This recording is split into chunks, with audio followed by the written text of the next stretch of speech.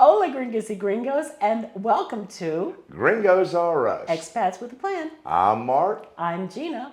This week, we're going to take you to El Corchito Nature Reserve, coming up right after this.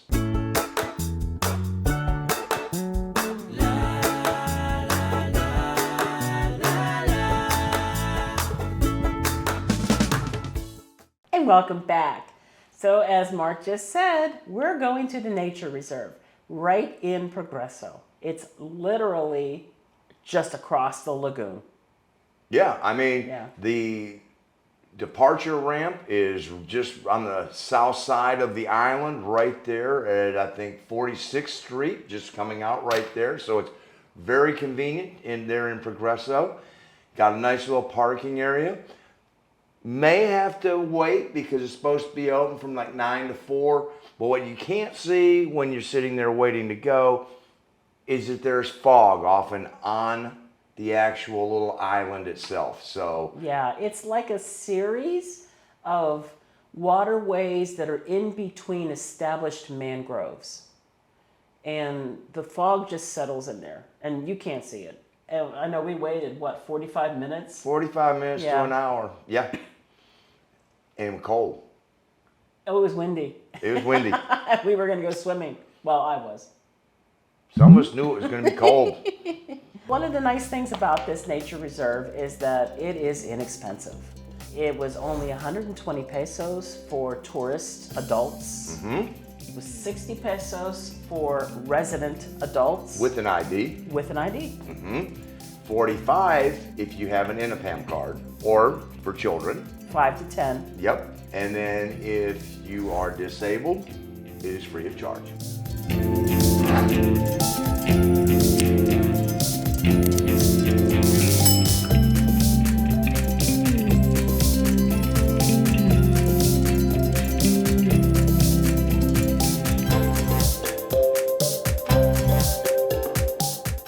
More. Like 3 hours.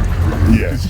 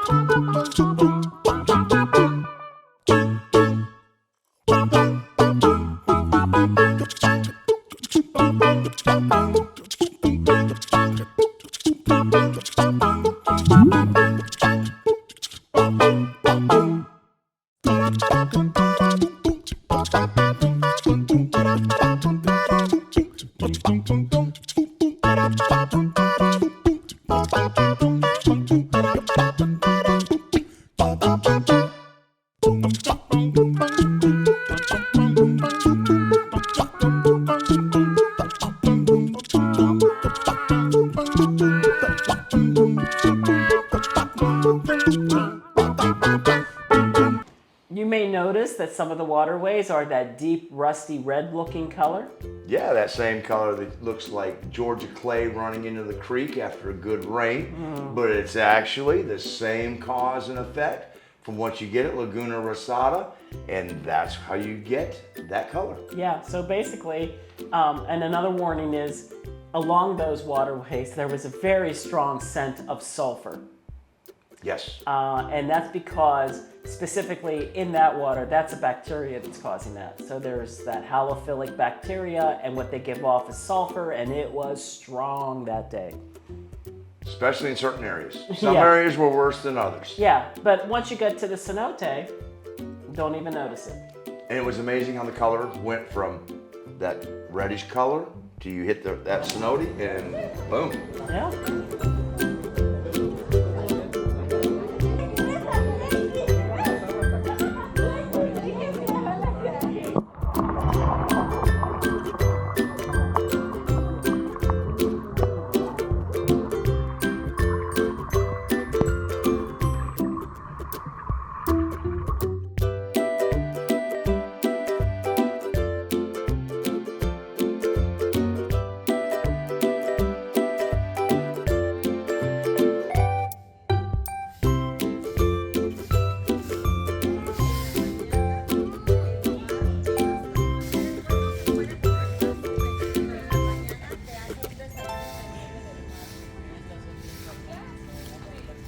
I'm gonna try to get into this water. My hair's a mess.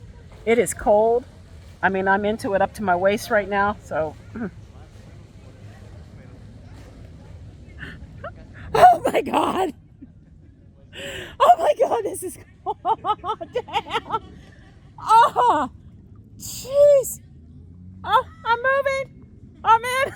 Oh my God, it's cold. It's cold. Just so you know. Okay, so I'm in a cenote at the nature preserve, and I can just barely touch the bottom. I can barely touch the bottom, just barely, with my toes. So that gives you an idea. I'm 5'4".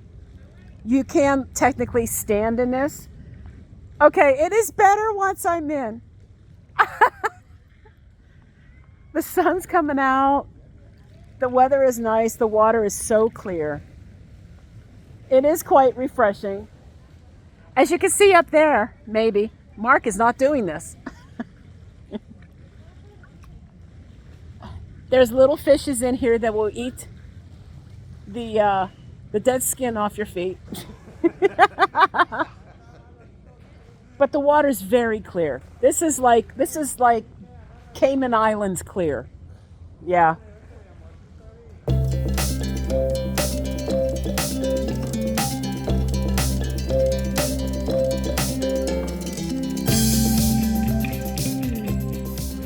I am full of so much body fat that I could literally float like a cork and never have to tread water. So I'm just floating around.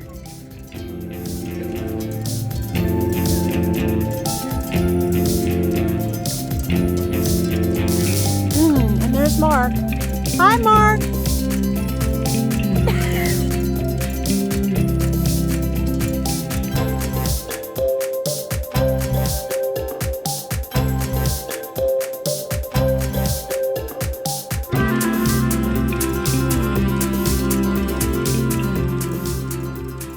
Okay, so I think I'm going to make my way back over. Now, you do get used to the water, but I mean, it's a chilly day in Progreso. It's a chilly 72 Fahrenheit, and this water is colder than that, I think.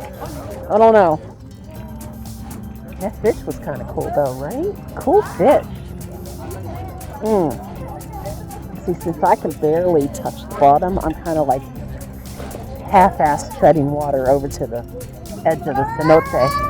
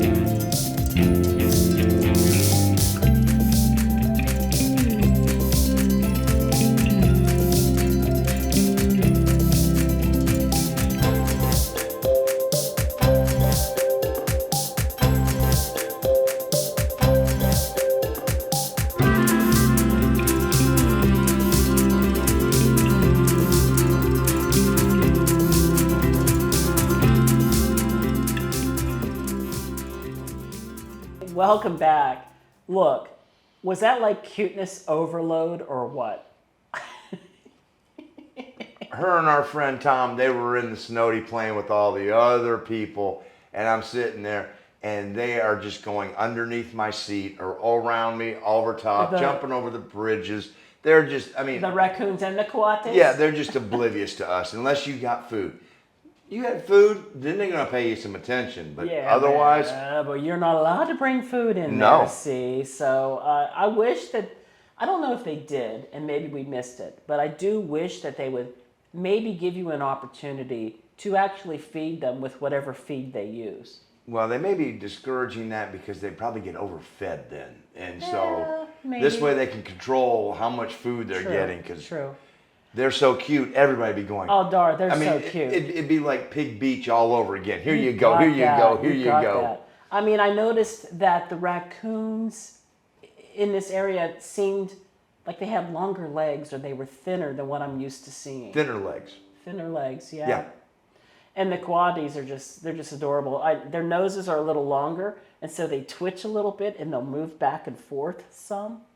They're very cute. And you could tell from the camera work, they were coming right up into my camera.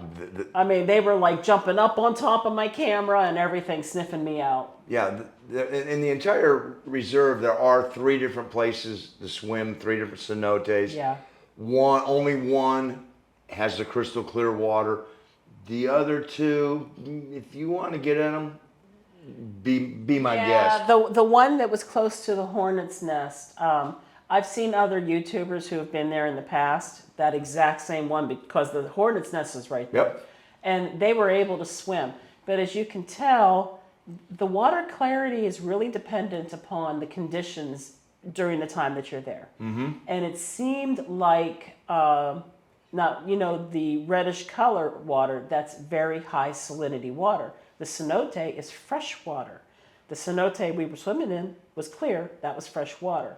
But those other cenotes had a murky tinge of red, orange to them, probably more brackish. They probably had backup from the lagoon.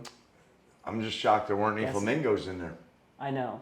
I didn't really notice. No, I didn't see any brine of the brine shrimp. And they had fish swimming, so when it's really, really high salinity, you won't even have the fish in there. But they were in there. They were just not real clear while we were there. But the largest of the 3 cenotes was quite lovely. Mm-hmm. Really. Yeah, well, you weren't even in it. Well, I was the keeper of the... The keeper of the stuff. Yes. He was the keeper of the stuff. somebody had to be, protective of the stuff. That's right, protector of the stuff. That's it. And I was smart enough to know it was going to be cold. And then getting out in that temperature with that wind, ooh, no, thank you. We did okay. Yeah, well, you chose to do it. I chose wisely. Well, as Tom said, it was actually like quite invigorating. It's Yeah. That's what they say when people do the polar plunge too, and they. So I'm this was it. Yeah, hey, it was fun though. So yes. I mean, this is what we spent maybe 2 hours there max. Not counting the waiting time to get on the boat. Yeah, Yeah, that'd be about right. So it was 45 minutes for us to get permission and a boat ride over, but once we were there, it wasn't even 2 hours, I don't think. And then when you come back, you have the obligatory gifts all over the place, and they really do have some really cute they do. Apparel with paw prints on them and everything, the faces. I told you, cuteness overload. Yeah. Little hats. I mean, yeah. If they had only had my size, my color, I probably would have walked away with a shirt. Yeah, but we were looking. And they don't allow you to take bags over to the mangroves. They don't want you sneaking anything in that the wildlife will get into, and they will get into them. But they do have lockers. I know if you noticed, there were lockers you could put like. And so if you swim are clothes. going and you want to take your bathing suit and not wear you in a towel, you just roll the two up together in a swim log sort of thing, put it under your arm, and you're good to go. Yeah. It's a good time. Because it doesn't take long to go there, this is definitely one of those things. If you're coming in off a cruise ship, if you're just taking a day trip up to Progreso, if you want to combine it with some other things that are nearby, like if you want to go to Pig Beach, or if you want to go to Laguna Rosada, if you want to go to a couple of the different archaeological sites. Yeah, this is a really easy combination segment type excursion that you can combine with other things. Yeah, I mean, you could do this in the mornings since they start it before then, and you can be back on the Malecon for lunch if you wanted to do that. Yeah, in fact, I would say go to the nature reserve first, do that, come back, and head over to Laguna Rosada because it's pinker at Laguna Rosada when the sun is up. Yep. Noon. Yep. So there you go.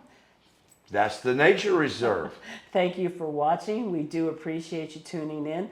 Don't forget to like and subscribe. We do appreciate all your support. And as always, we're Gringos are us. Expats with a plan. Remember, we're doing it. You can too. Oh, that's right. They're up there somewhere. They're over there. More videos that you might want to watch. Are they? Yes. You sure? I'm sure. Okay. Hasta la próxima. Adios.